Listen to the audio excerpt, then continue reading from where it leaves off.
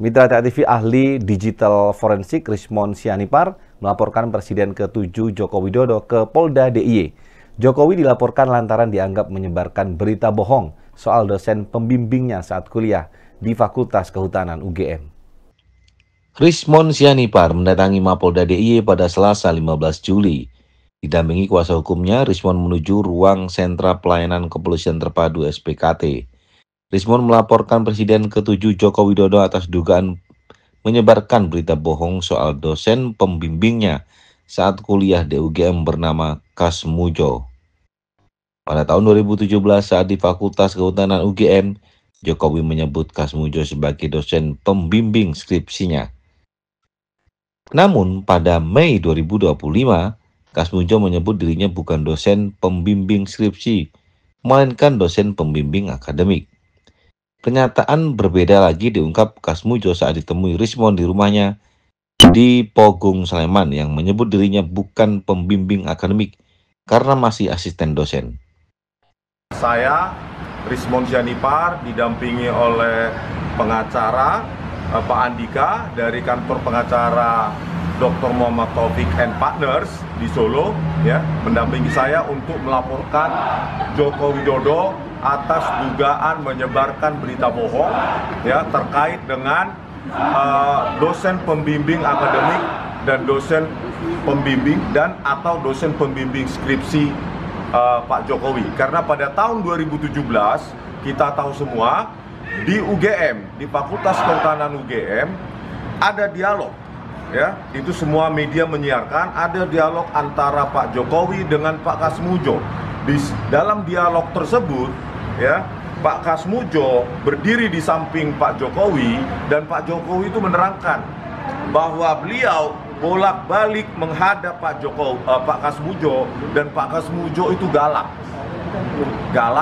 dan di situ terjadi bimbingan meskipun tidak secara eksplisit dikatakan skripsi, tetapi di akhir dialog tersebut Pak Jokowi mengatakan bahwa terima kasih Pak Kasmujo atas bimbingan Bapak, saya bisa menyelesaikan skripsi.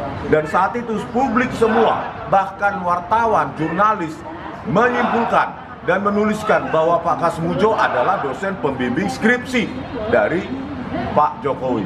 Tetapi 2025, ya, bergulir dalam waktu 8 tahun, ya, Pak Jokowi meralatnya bahwa dikatakan Pak Kasmujo bukan dosen pembimbing skripsi, tetapi dosen pembimbing akademik beliau.